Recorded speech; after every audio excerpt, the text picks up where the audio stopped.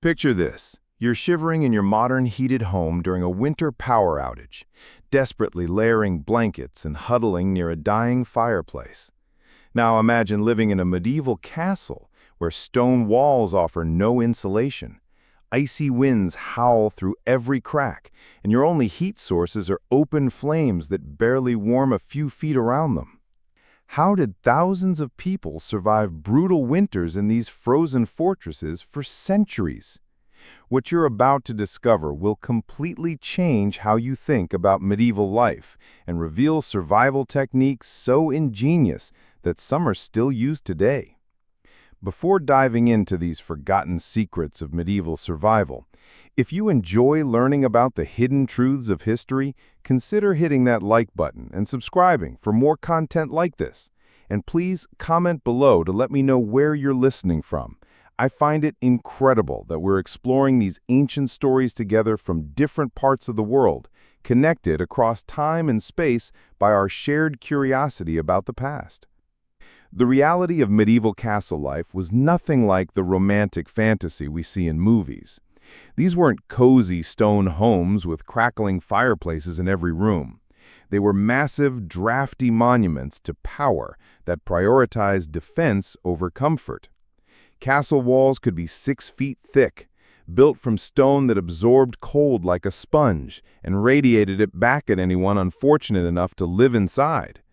During winter months, indoor temperatures often matched the freezing conditions outside, creating an environment so harsh that survival required extraordinary ingenuity. Yet somehow, entire communities thrived in these ice-cold fortresses. Lords and ladies, servants and soldiers, children and elderly residents all found ways to not just survive, but to sleep peacefully through winter nights that would leave us hypothermic within hours. The methods they developed weren't just clever adaptations. They were sophisticated survival systems that reveal a level of medieval innovation most people never imagined existed. What makes their achievement even more remarkable is the sheer scale of the challenge they faced. A typical castle housed anywhere from 50 to several hundred people during peak occupation. The Great Hall alone might contain dozens of sleepers on any given night, while private chambers scattered throughout the structure sheltered the noble families and their most trusted servants. Every single person needed warmth to survive. Yet fuel was expensive, fires were dangerous, and the stone architecture seemed designed to drain heat from human bodies as efficiently as possible. The solutions they created were born from necessity, but refined through generations of trial and error. Families passed down heating techniques like precious heirlooms, and castle communities developed elaborate social systems around shared warmth. What emerged was a complex web of architectural innovations, ingenious sleeping arrangements, and survival strategies that sustained medieval life through the harshest conditions imaginable. One of the most sophisticated solutions involved a heating technology so advanced that it seems almost impossible for the medieval period. Deep beneath some of Europe's greatest castles lay intricate networks of stone channels and combustion chambers that could warm entire rooms through carefully controlled heat distribution. These weren't simple fireplaces or braziers. They were engineered heating systems that captured heat from burning fuel, stored it in massive stone accumulation chambers, and then slowly released it through floor vents over many hours. The Hippocaust system, adapted from ancient Roman technology, represented the pinnacle of medieval heating innovation. During the burning phase, operators would seal all the outlet vents in the floor above, forcing heat and gases to circulate through stone channels that absorbed and stored thermal energy like massive batteries. Only after the fire had burned completely and dangerous gases had been discharged would the operators remove covers from floor outlets, allowing the accumulated heat to rise into the room above. The result was radiant floor heating that could maintain comfortable temperatures for hours after the fire had died, using far less fuel than traditional heating methods while eliminating the smoke and drafts that plagued other systems. But this technology came with significant challenges. The initial construction required master craftsmen who understood complex engineering principles. The operation demanded skilled technicians who could manage combustion timing, gas discharge, and heat release with precision. That meant the difference between comfort and catastrophe. A mistake in the process could fill rooms with deadly carbon monoxide or waste precious fuel that communities depended on for survival. Most castles, however, couldn't afford such sophisticated systems. The majority of medieval inhabitants relied on more basic but equally ingenious heating methods that required different kinds of skill and coordination. Central fire pits dominated the heating strategies of earlier castles, where a single large fire would be lit in the center of the Great Hall, with smoke escaping through holes in the roof. This created a communal heating zone where dozens of people would gather, sleep, and conduct their daily activities around the life-giving flames. The invention of the wall fireplace during the middle of the medieval period revolutionized castle heating by making fires safer and more efficient. These weren't the decorative fireplaces we know today. Medieval fireplaces were massive walk-in structures, large enough to roast entire deer while radiating tremendous heat throughout adjacent rooms. The stones surrounding these fireplaces would absorb heat during the day and continue warming rooms long after fires had burned down, creating thermal storage systems that extended heating effectiveness. Portable heating solutions filled the gaps that fixed systems couldn't reach. Braziers, consisting of large metal bowls on legs filled with burning charcoal, could be moved from room to room as needed. These provided localized heat sources that allowed people to warm specific areas without maintaining fires in multiple locations. The charcoal burned cleaner than wood, producing less smoke while generating steady heat that could last through entire nights when properly managed. But even the most sophisticated heating systems could only warm small areas within the vast expanses of castle interiors. The real secret to medieval survival lay not in heating the entire castle, but in creating microenvironments where human bodies could retain warmth through the longest, coldest nights. This is where medieval sleeping arrangements revealed their true genius, developing strategies that maximized shared body heat while minimizing exposure to the brutal cold that dominated castle life. The Great Hall served as the primary sleeping area for most castle inhabitants, transforming from a daytime gathering space into a carefully organized dormitory each night. This wasn't simply a matter of convenience or space conservation. It was a deliberate survival strategy based on the principle that multiple human bodies could generate and share warmth far more effectively than individual heating systems. Sleeping arrangements within the Great Hall followed strict hierarchies that determined not just social status, but survival prospects during the harshest nights. The most privileged positions were closest to the central fire, where nobles and their immediate families would arrange their beds. Important servants and trusted retainers earned spots in the next ring of warmth, while lower-ranking servants and workers settled for positions increasingly distant from the heat source. This social geography of warmth created complex dynamics where survival literally depended on your place in the castle hierarchy. Those fortunate enough to secure positions near fires would wrap themselves in whatever blankets and furs they could acquire, creating insulated zones of relative comfort. Those relegated to the cold outer edges faced a brutal choice: spend the night shivering alone on the stone floor or risk social impropriety by gradually moving closer to other bodies for shared warmth. The practice of communal sleeping extended even to the highest levels of medieval society, where entire noble families would share single beds not just for intimacy, but for survival. Privacy was a luxury that few could afford when temperatures dropped below freezing. And these weren't simple sleeping arrangements, but carefully engineered thermal systems designed to trap and amplify human body heat throughout the night. Medieval beds were essentially portable warming chambers, featuring elaborate networks of curtains, canopies, and coverings that created sealed environments where shared warmth could accumulate and circulate. The construction of a proper medieval bed began with a rope foundation system, where thick cords would be woven across wooden frames to create what we now know as box springs. On top of this flexible base came mattresses stuffed with feathers or down for those who could afford such luxury, while lower classes made do with straw or coarse wool filling. But the real innovation lay in the layering system that transformed these beds into survival cocoons. Multiple sheets of linen or hemp created the first barrier against cold air, followed by wool blankets that provided insulation, and finally coverlets that reflected the wealth and status of their owners. The most sophisticated beds featured fur linings or reversible silk coverings that created multiple thermal layers, each designed to trap warm air expelled by sleeping bodies while preventing cold drafts from penetrating the sleeping space. The four-poster bed design that emerged during the later medieval period represented the pinnacle of thermal engineering disguised as furniture. These weren't decorative statements, but functional heating systems where wooden posts supported elaborate canopy frameworks draped with heavy curtains that could be closed to create completely enclosed sleeping chambers. When properly sealed, these bed chambers could maintain temperatures significantly warmer than the surrounding room through accumulated body heat and trapped air circulation.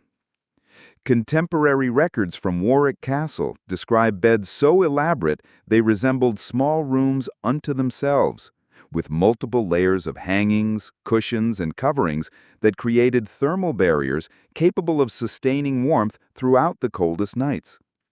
The curtains weren't merely decorative, but served crucial functions, with thick fabrics that could be adjusted throughout the night to regulate temperature and airflow based on changing conditions. But perhaps the most ingenious medieval innovation involved the use of heated objects to pre-warm beds before occupants entered them.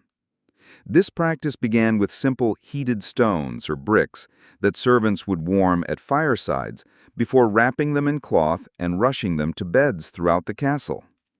The timing had to be perfect. Too early, and the stones would cool before bedtime. Too late, and occupants would already be shivering under cold covers.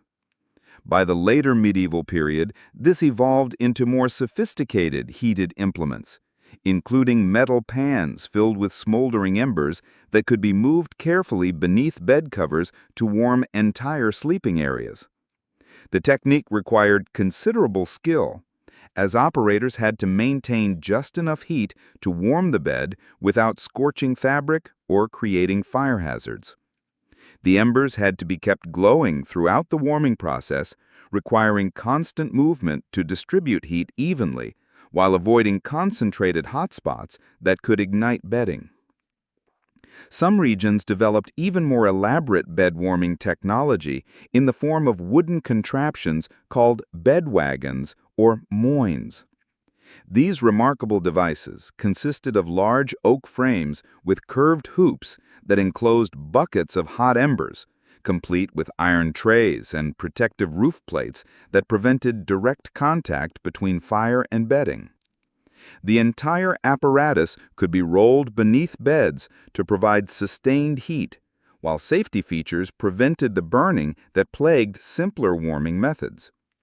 The sophistication of these devices reveals the critical importance medieval people placed on bed warming.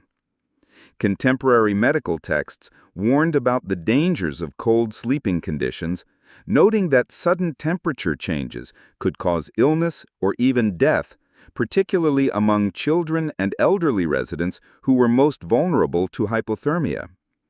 The investment in complex bed-warming technology represented a literal matter of life and death during the harshest winter months.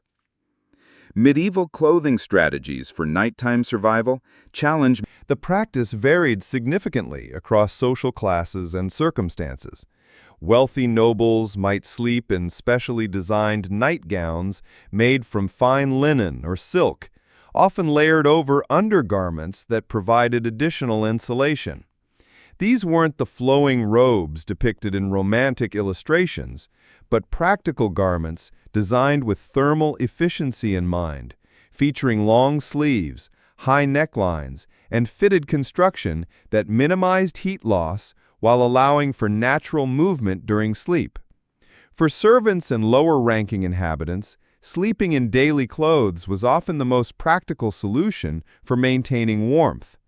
Their daytime garments were typically made from wool or coarse linen that provided insulation even when worn continuously, and the extra layer of clothing served multiple purposes. Warmth, protection of expensive bedding from body oils and sweat, and defense against the fleas, bed bugs, and other insects that plagued medieval sleeping quarters. Religious communities provide some of the most detailed records of medieval sleeping practices, as monastic rules specifically addressed nighttime clothing requirements. The Rule of Saint Benedict clearly states that monks must sleep fully clothed, wearing their tunics and cows to bed, while removing belts and knives for safety reasons. This practice served practical purposes beyond religious observance. Monks typically slept alone in individual cells, lacking the shared body heat that others relied upon for warmth, making clothing layers essential for survival during cold nights. The reasoning behind sleeping clothed extended beyond simple warmth to encompass hygiene and efficiency considerations. Monks were required to maintain 2 sets of day clothes so they could wear clean garments to bed, while their daily clothes were being washed. This system also allowed for quick response to nighttime religious obligations, as monks could immediately attend prayer services without taking time to dress in cold, dark conditions. The layering principle that governed medieval sleeping attire reflected broader understanding of clothing as insulation technology. Medieval people understood that multiple thin layers trapped warm air more effectively than single thick garments, leading to sophisticated systems where undergarments, day clothes, and additional coverings combined to create thermal barriers that could sustain body heat throughout the night. Regional variations in sleeping attire revealed how different climates and resources shaped survival strategies. In colder northern regions, specialized garments like chaussées were often worn in multiple layers, providing additional insulation for the legs and lower body that were most vulnerable to heat loss during sleep. These weren't simple stockings, but complex combinations of leg coverings that reached the hips and could be layered for maximum thermal efficiency. The evolution of nightwear throughout the medieval period reflected changing circumstances and improving textile technology. Early medieval sleeping arrangements often involved little more than wrapping oneself in available cloaks or blankets. But by the later Middle Ages, specialized nightshirts and nightgowns had become common among those who could afford them. These garments were specifically designed for sleep, featuring loose construction that allowed for movement while maintaining thermal efficiency through strategic use of fabrics and layering systems. Social dynamics around sleeping attire created complex hierarchies where clothing quality and quantity directly impacted survival prospects during the coldest nights. Those with access to fine wool, linen, or even silk could create effective insulation systems that maintained warmth throughout the night. Those with limited resources faced brutal choices between preserving their few garments for daytime wear or risking damage and wear by sleeping in clothes that might need to last entire seasons. The psychological impact of these clothing strategies extended beyond physical comfort to encompass social identity and personal dignity. Even in the harsh realities of medieval castle life, people maintained standards of dress that reflected their status and self-respect. The ability to sleep in clean, appropriate clothing.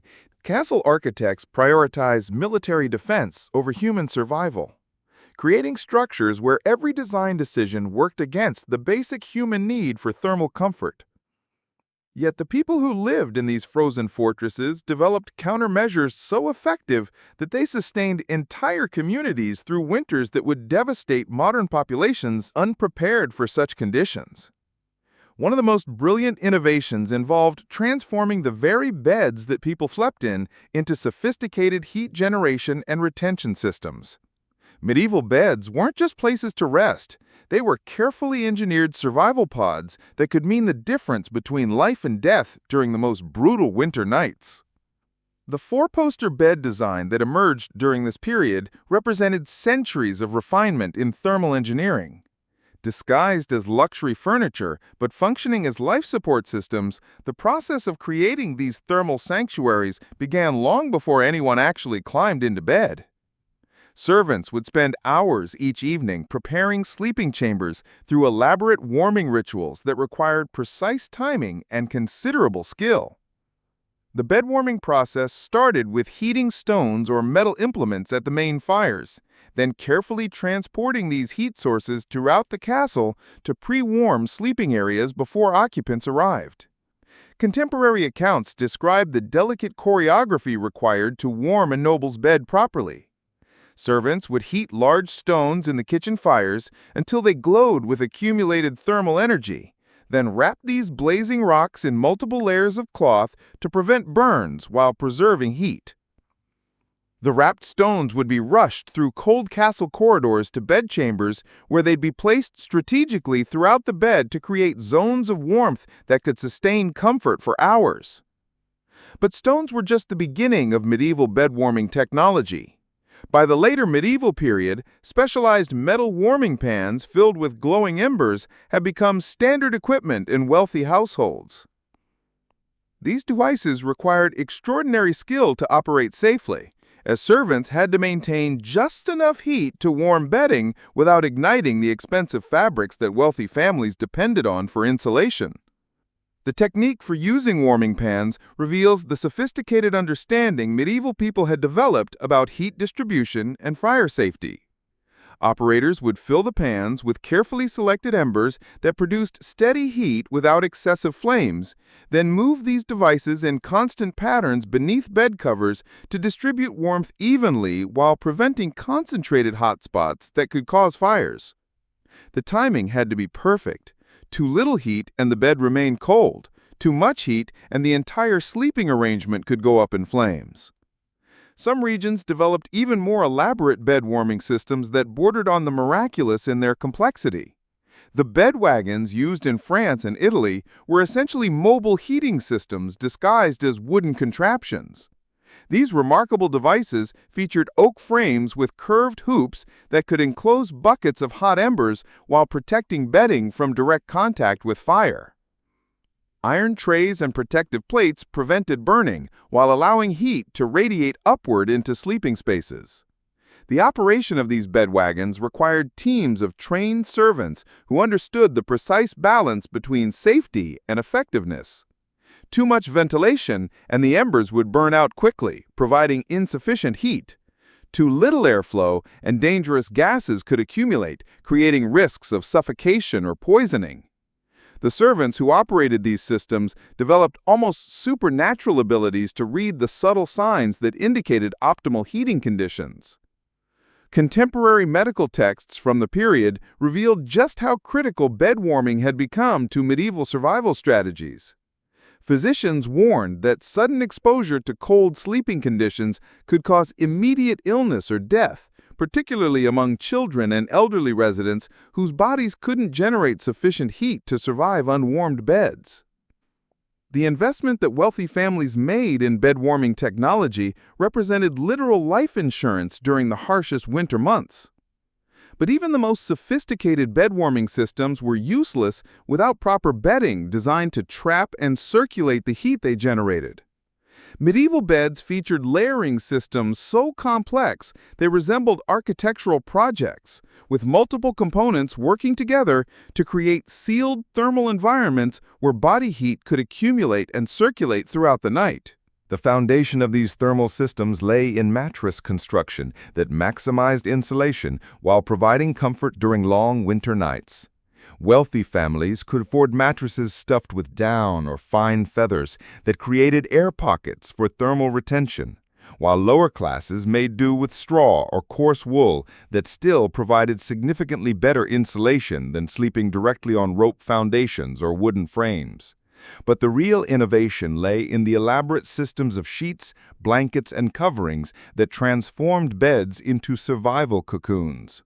Multiple layers of linen sheets created the first barrier against cold air infiltration, while wool blankets provided the primary insulation layer that trapped warm air expelled by sleeping bodies.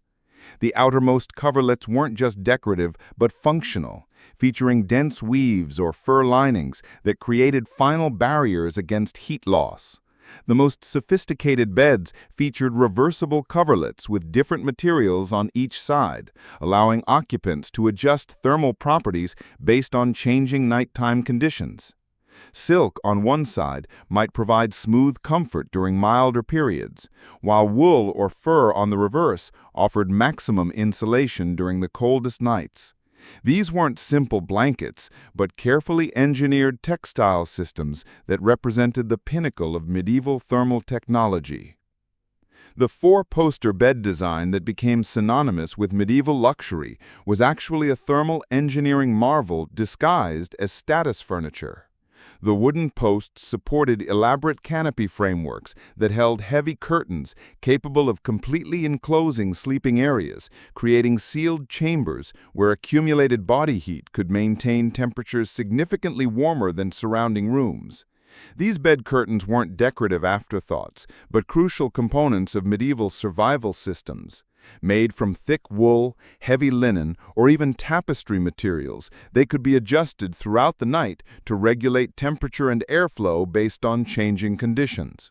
During the coldest periods, occupants could seal themselves completely within these textile chambers, creating microclimates that sustained life through nights that would otherwise prove fatal. Contemporary records from noble households reveal the extraordinary expense families invested in proper bed hangings, with some curtain systems costing more than entire peasant families earned in years. But this wasn't vanity spending, it was survival investment. A properly equipped bed with full hangings could mean the difference between a family that survived winter intact and one that lost members to hypothermia during the coldest nights.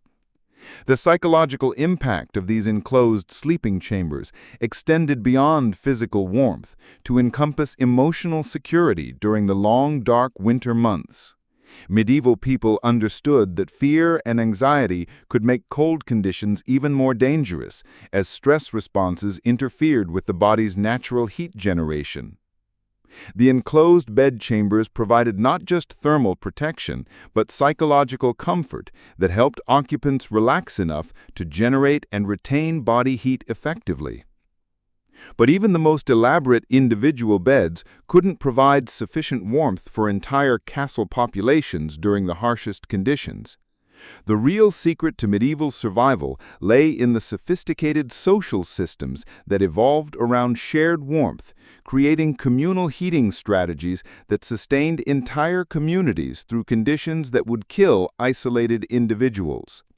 The practice of communal sleeping wasn't just about conserving space or maintaining social hierarchies.